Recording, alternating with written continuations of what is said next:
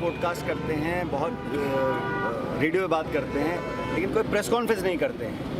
प्रधानमंत्री जी मणिपुर कभी नहीं जा रहे हैं। प्रधानमंत्री जी चीन हमारी सीमा के अंदर घुस गया लगातार, उसका कोई स्पष्टीकरण नहीं कर रहे हैं। अमेरिका हम पे टैरिफ लगा रहा है, हमारे किसान, हमारे उत्पादक, हमारे जो गरीब जो देशवासी हैं उन पर वो टैरिफ लगाना चाह रहा है। आप दोस्ती की बात करें, अच्छी बात है, लेकिन भारत के आर्थिक हितों की रक्षा आपको करनी पड़ेगी।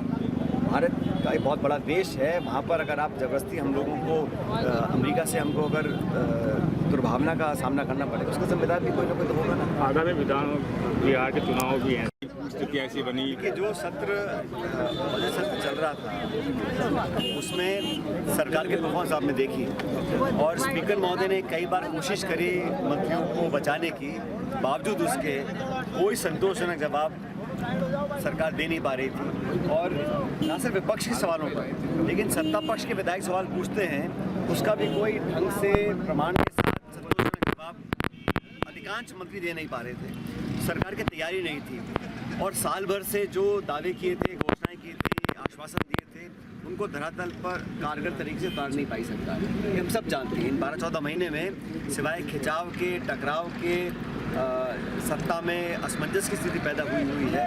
और मुख्यमंत्री कुछ भी बोलें, लेकिन उनका जो मंत्रिमंडल है, उनकी जो अफसरशाही जो हावी है, वो जग जाहिर है। ये सब देख चुके हैं। इसलिए हम लोग तो लगातार सरकार से जवाब मांगेंगे। विपक्ष में हम लोग हैं, लेकिन कांग्रेस पार्टी सदन के अंदर, सदन के बाहर सक्रिय रूप से काम कर रही है। और कल हम लोगों ने मीटिंग करी है प्रदेश कांग्रेस कमेटी की, वहाँ पे प्रस्ताव पारित किया है। जिलों का सीमाओं में कुछ हम बदलाव करना चाह रहे हैं, कुछ अध्यक्ष और बनाना चाह रहे हैं। वो सब पर मुझे लगता है संगठन को और ताकत मिलेगी सब काम करने से, और मजबूती से हम लोग काम कर रहे हैं। कल हमारी एक मीटिंग है अखिल भारतीय कांग्रेस कमेटी के जो महासचिव हैं खड़गे जी और राहुल जी के साथ। और देश भर में 2025 संगठन का साल है, और इसको खड़गे जी ने कहा है, राहुल जी ने कहा है, अगले 9-10 महीनों में पूरे देश में संगठन को और तीव्रता देने के लिए, मजबूती देने के लिए कैसे रणनीति बनाएंगे, उस पर चर्चा कल दिल्ली में। लेकिन सर रंधावा जी ने कहा है, उसका जवाब उनसे मांगिए ना, उन्होंने क्या कहा क्या नहीं कहा। हम तो कल सब मीटिंग में आए थे, और हम लोगों ने कई घंटे मीटिंग चली, और बहुत सार्थक मीटिंग हुई। खुले वातावरण में बहुत सी चीज़ों पर चर्चा हुई, और अब तक जो सरकार का कार्यकाल रहा उसकी समीक्षा हम लोगों ने करी। सदन के अंदर हम लोगों ने जो रणनीति अपनी उस पर चर्चा करी, और आने वाले समय में संगठन को, ब्लॉक को, मंडल को, जिलों को, पदाधिकारियों को कैसे सक्रिय करना है, कार्यकर्ताओं को जोड़ना है। और ये पूरे साल भर हमारे अलग अलग अभियान चलेंगे संगठन को लेकर। उससे हमें लगता है पार्टी को और ताकत। सर प्रदेश की सरकार को 1 साल बीत चुका, क्या लगता है आपको कि प्रदेश आगे बढ़ रहा है, पीछे जा रहा है, या फिर वहीं ठहर गया? इशू यही है आगे पीछे बढ़ने की। तो जनता मेहनती है, हम लोग काम कर रहे हैं, किसान खून पसीना बहाता है, फसल पैदा करता है, छोटे उद्योग भी, ये सब काम कर रहे हैं। लेकिन जो चुनाव जीतने से पहले वादे किए गए थे, उनमें से कितने पूरे हुए? पिछले बजट में 4 लाख रोजगार देने का आश्वासन दिया था, उनमें से कितने दे पाए हैं? और जो बैकलॉग है उसी को नहीं भर पाए हैं आप।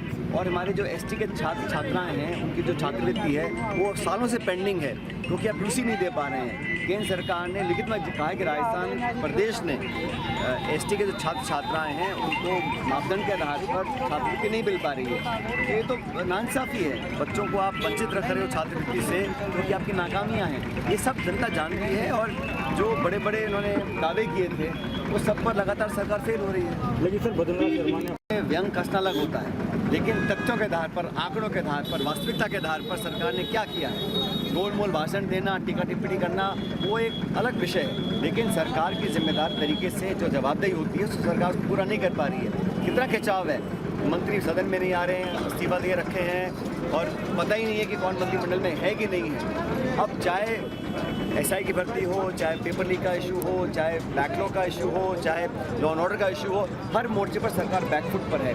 और ये आवाज़ें अंदर से उठ रही हैं सरकार की। जो अंदर कलह है, जो खिंचाव है, जो तनाव है, वो फूट फूट कर समय समय पर सामने आता है। लेकिन सरकार की जिम्मेदारी है, जनता का आपको आशीर्वाद मिला है, सरकार 5 साल चलाने का आपको जनता ने मौका दिया है, आप फटाफट उन कामों को करें। अब डबल इंजन की बात करते हैं। केंद्र सरकार का बजट आया, राजस्थान राज्य का जिक्र तक नहीं किया।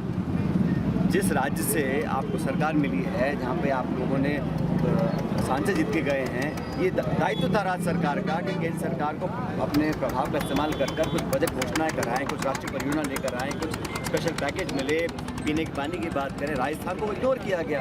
तो इस डबल इंजन का फ़ायदा क्या? अगर आप 11 सीटें हारे हैं तो उसका गुस्सा जनता पे क्यों निकाल रहे हैं? तो इस राज्य सरकार को चाहिए था केंद्र सरकार से बजट में कुछ प्रावधान कराती, लोगों की मदद मिलती, वो सब इरादे धराशायी हो गए।